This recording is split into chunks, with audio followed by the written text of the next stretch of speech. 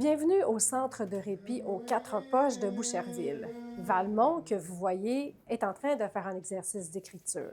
Son environnement a été épuré pour qu'il puisse mieux s'exercer. Tout est blanc, les fenêtres aussi sont en blanc, parce qu'on a compris avec sa cadre que l'autiste, dans le fond, il passe son temps à scanner son environnement.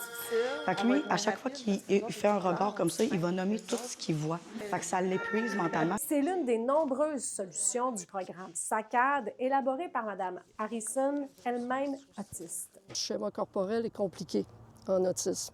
Puis on le voit, là, il y a des autistes là, qui touchent, des autistes moi je dis qu'ils se tiennent après eux. Là. C'est le schéma qui est compliqué. Mais s'ils passent la journée là-dessus, ils ne seront pas capables de se rendre à des étapes supérieures dans leur développement. Ouais.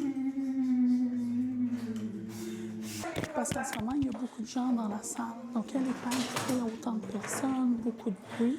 Donc là, la ramener à... Je mets les deux mains ici, puis là, ça la ramène à haut. Qu'est-ce qui se passe autour de moi? Elle sent moins wow. Pour la responsable du programme au centre de répit Quatre Poches, c'est comme si on lui avait fourni un traducteur.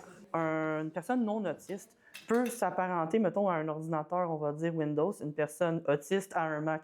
On procède pas de la même manière, mais au final, on fait la même chose. Une demoiselle avec qui on travaille depuis plusieurs années, qui, elle, était incapable de nommer quoi que ce soit qui a rapport à ses émotions. Et depuis peu, elle est en capacité de dire « Ah, j'ai mal à la tête, je veux retourner chez moi ». Tu sais, ça, c'est des choses qu'on n'entendait pas.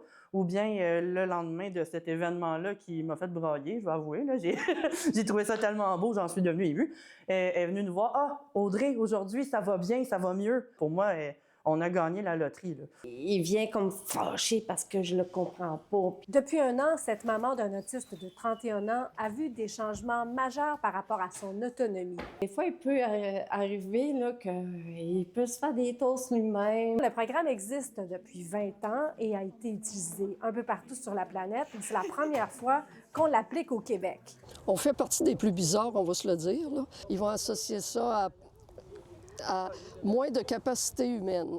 Puis je suis contente de le dire. Il faut que ce soit dit, il faut que ça arrête ce truc-là. Elles espèrent que leur message sera entendu par d'autres parents qui ont besoin de répit. À Boucherville, Véronique Dubé, pour Nouveau Info.